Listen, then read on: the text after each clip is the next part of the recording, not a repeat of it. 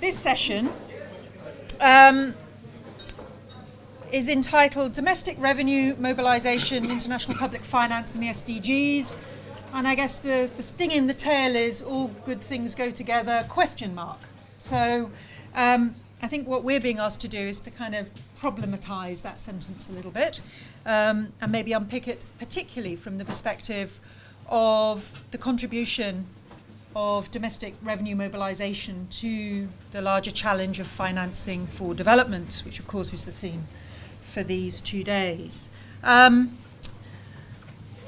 it's kind of slightly ironic that I'm perhaps chairing this session, because I remember saying to Ed Hedger, and I don't know if he's in the room, but when we first hired Ed, when I was still here at ODI, and I said, the thing this was 6 or 7 years ago, Ed, wasn't it? I'm not sure where you are.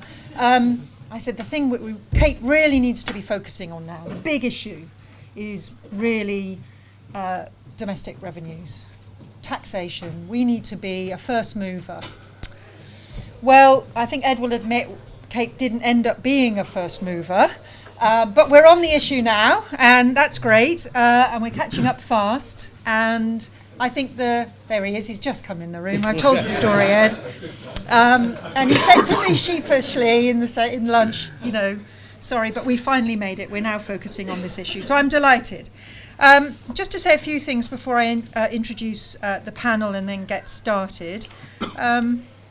It's certainly in my recollection that it was around the time of the Monterey Conference for Financing for Development that this first kind of notion of sort of adopting a holistic view of financing development was really sort of established within certainly the donor community as a strong aspiration, but I think more broadly this idea of taking in all possible sources, mechanisms, instruments, trying to think of it holistically and trying to, as it were, take advantage of the different value addeds of financial flows to support the development effort.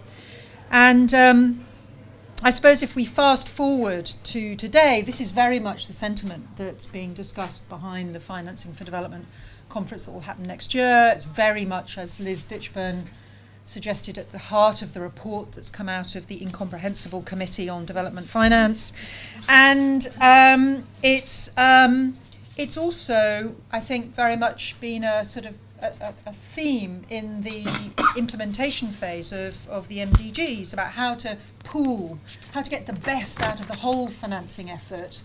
And so we've had the whole discussion around, leveraging, which I think Jessie Griffiths did a good job on critiquing this morning. We've had the discussion about beyond aid, the whole policy coherence for development discussion, which has had within it an implication about taking a holistic view of financing for development.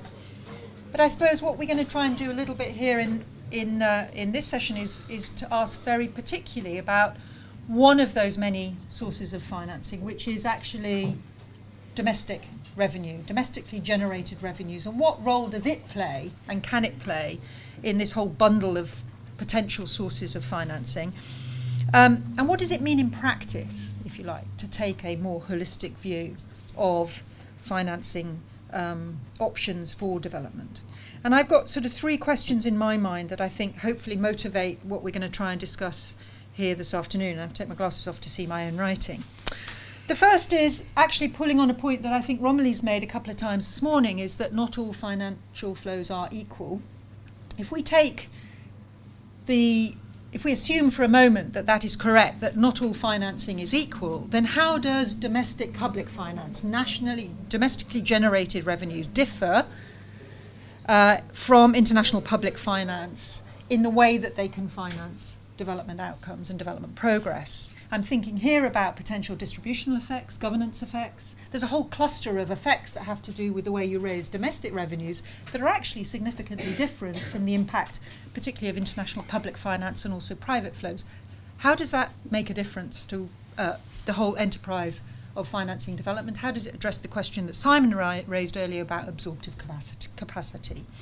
Secondly, how does the sort of global ambition of the SDGs nest with efforts of national authorities to establish tax sovereignty and to fund nationally driven development priorities? And what about the financing of global public goods in all of that? How does that work? How do you establish really strong tax sovereignty at the level of the nation state and also have effective systems for global public goods financing? How do we make those things work better?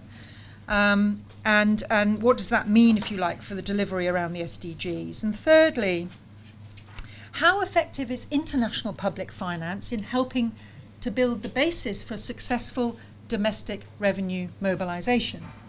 Does it help? Does it hinder?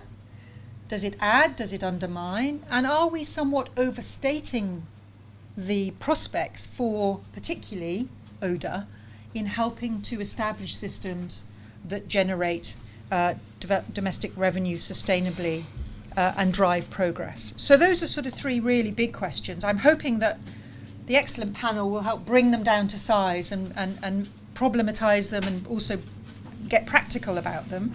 Let me introduce the panel and then we'll get underway. You've got the bios, so very quickly on my left I've got Michael Keane, who is currently Deputy Director of the Fiscal Affairs Department at the IMF.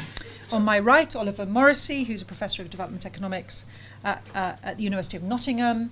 And on my far right, Kieran Holmes, formerly Commissioner for the Burundi Revenue Authority and, to put it in sort of shorthand, a tax administration czar of sorts. Okay, the way we're going to do it is I'm going to actually ask Oliver to start off. I'm hoping that I've got the order right so we kind of get the macro overview and then come down a little bit to brass tacks. We'll see if that works. So I'm going to ask Oliver to start off. Everybody's got a presentation. They'll each have about 15 minutes and then we'll come for a round of discussion. Oliver, over